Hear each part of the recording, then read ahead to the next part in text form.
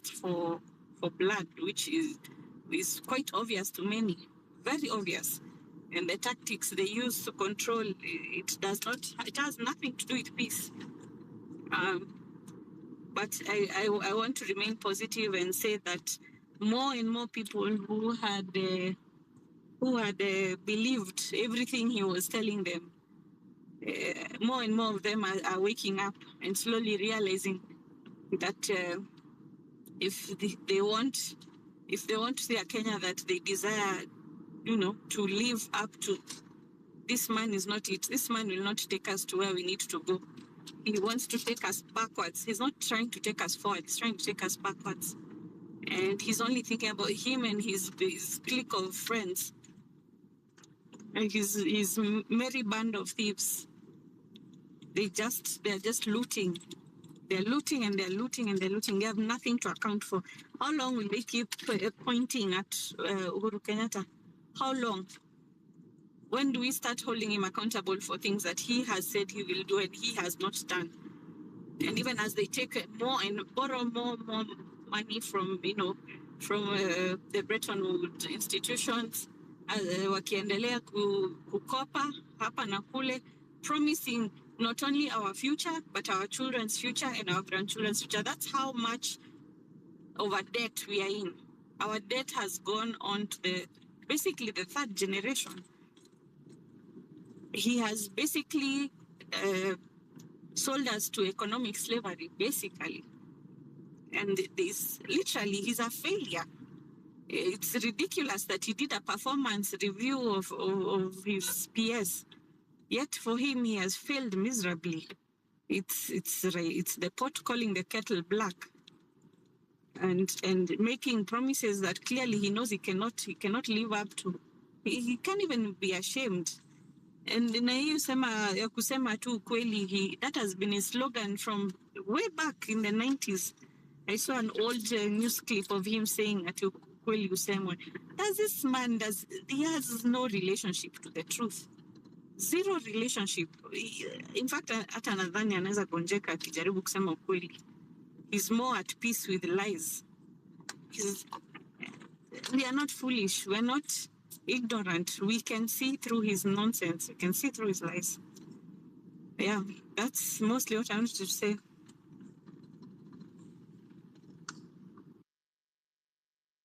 Asante sana kwa hilo, Joy Lee. Let's go now to African Journey, then we can hear from MC Rapper and Generali. African, habari ya leo?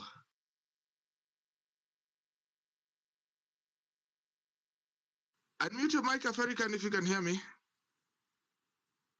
Okay, looks like African amepotea.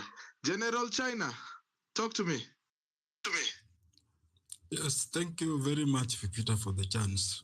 Me, every day, like each and every day in this country is just a day of sorrow. There's no day you can wake up of something positive because of this man called William Ruto. Today we are waking up to a surprise where a leader from other country was just run and seek refuge in our country, who is not even a criminal, being abducted. It could be good if he was arrested, then they state the reasons for arrest. Today, this guy is being arrested in a democratic country like Kenya and taken to the military cells in Uganda. It is so bad that it is happening in this country, and it shows if it can happen in the broad daylight like that under the watch of his leadership, it shows, and it shows how bad we are and the kind of leader we are. If that's a leader from another country being done to like that, what's the message that is sending to the people on the ground that are opposing him? It's also like mbinu ya kuzia watu woga, like if I have done that to Besige, if you come tomorrow, what can I do for you? But me, what I say, like, this is something we have vowed. This is something we have vowed that this guy, we are not going to entertain all this. The moment people say that we go up to 2027 and we are just barely 2 years, 3 years shy elections, 2 years from election, and things are just like this, it means the country is at mess. And the president is running the country with emotions. The president is just a bitter man. He's only bitter with these people because the people want the truth. He was the person who was campaigning on the grounds that he could achieve all this. And he lied to very many Kenyans. He lied to very many young Kenyans and lured them that he will deliver them from the yoke of dynasty. And he himself now is creating the dynasty. And he's creating it in a bad way where young people are losing their lives.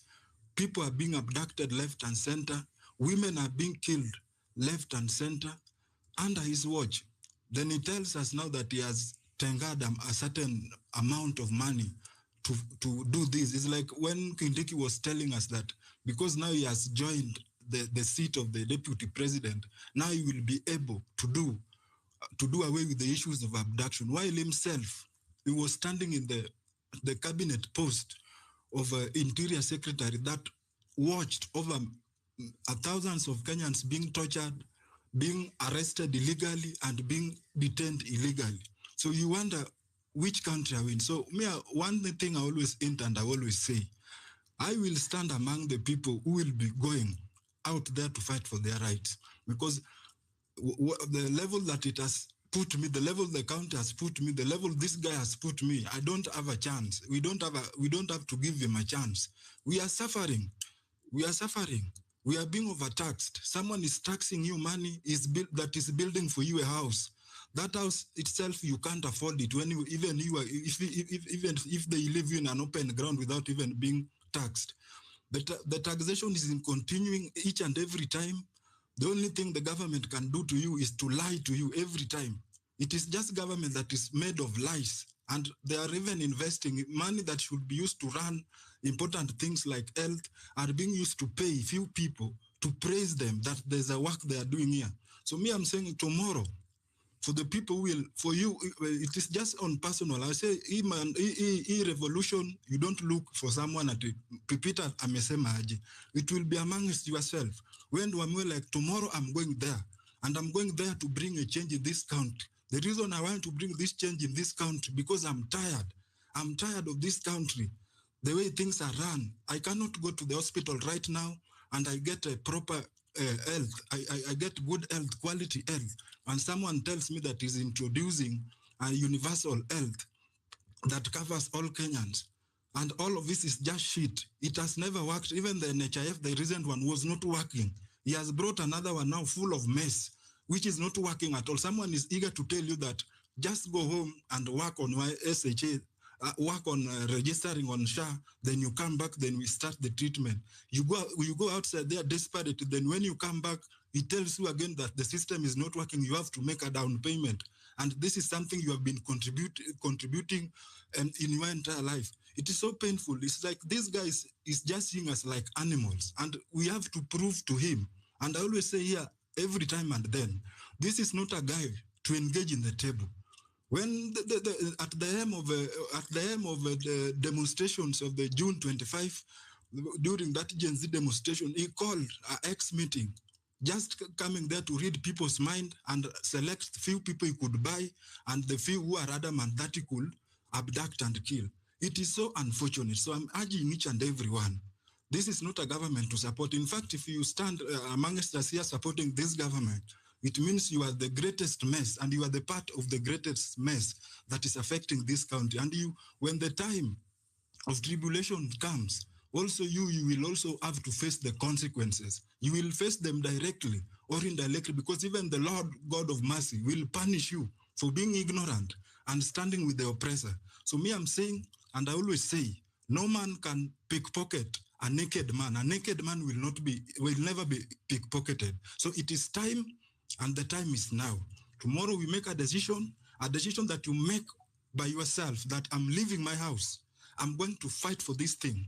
I'm going to fight for this because it affects my life, and I'm also a young person who aspires to have a family and live a good life. That is what should always drive you when you go outside there. That's the only thing that can always move you from your bed and wear your shoes and take your water and the whatsoever and move to the street. So for the guys who love this nation, we would like to see you there. Me, as I always do, I will always go there, do what I have to do, because it is now my responsibility. It is something I've vowed to do.